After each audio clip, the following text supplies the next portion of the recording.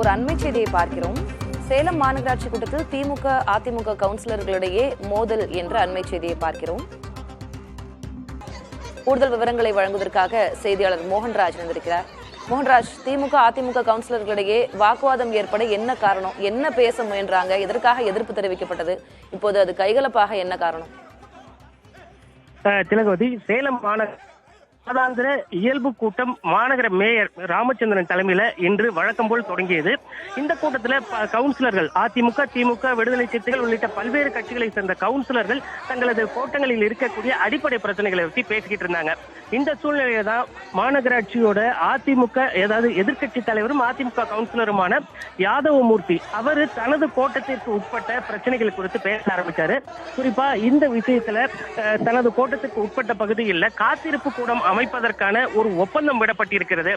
தொடர்ச்சியா இந்த ஒப்பந்த அடிப்படையில இதுவரைக்கும் பணிகளும் தொடங்கல, இதுல லஞ்ச லாவண்யம் புழக்கம் இருக்கு அப்படிங்கிற பல்வேறு குற்றச்சாட்டுகளை அடுக்கடுக்கா சொல்லிக்கிட்டு இருந்தாரு.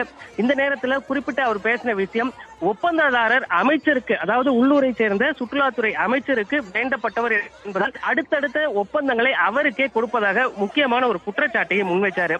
இதற்கு எதிர்ப்பு தெரிவித்து குறுக்கிட்டு பேசி அவரது பேச்சை தடுக்க வந்தாங்க 45வது கோட்ட திமுக கவுன்சிலர் சுகாசினி. அவர் தடுக்க வந்த நேரத்தில் இருவருக்கும் இடையே கடுமையான வாக்குவாதம் ஏற்பட்டது.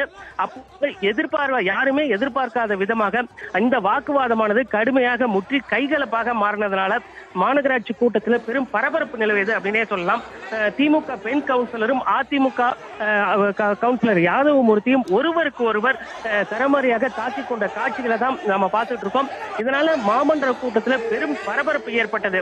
இந்த சம்பவத்தை அடுத்து ஒட்டுமொத்தமாக இந்த மாமன்ற கூட்டத்தின் நடவடிக்கைகள் முற்றிலுமாக முடங்கியது.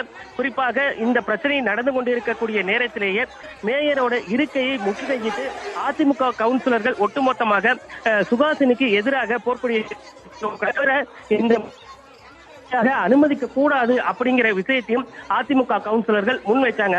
இதனிடையே திமுக கவுன்சிலர்கள் அதிமுக கவுன்சிலர்கள் போராட்டம் ஒரு பக்கம் ஈடுபட்டு இருக்கக்கூடிய நிலையிலேயே கூட்டத்தை முற்றிலுமாக தேச கீதம் பாடப்பட்டு கூட்டத்தை விட்டு மாநகர மேயர் ராமச்சந்திரன் வெளியேறி கிளம்பி சென்றார். இதன் தொடர்ச்சியாக அதிமுக கவுன்சிலர் திமுக கவுன்சிலர் சுகாசினி நடவடிக்கைக்கு எதிர்ப்பு தெரிவித்து மேயர் இருக்கை முன்பாக அமர்ந்தபடி போராட்டத்தை தொடங்கி இருக்காங்க. இந்த தர்ணா போராட்டத்தின் வாயிலாக அவங்க விஷயம், இது போன்ற நடவடிக்கையில் ஈடுபட்ட திமுக கவுன்சிலர் சுகாசினியை ஒட்டுமொத்தமாக மாமன்ற கூட்டத்தில் புறக்கணிக்காதவாறு நடவடிக்கை எடுக்க வேண்டும் அப்படிங்கிற ஒரு கோரிக்கையை முன்வச்சு அதிமுக கவுன்சிலர்கள் போராட்டத்தில் ஈடுபட்டு இருக்காங்க. திலகவதி, விவரங்களுக்கு நன்றி மோகன்ராஜ்.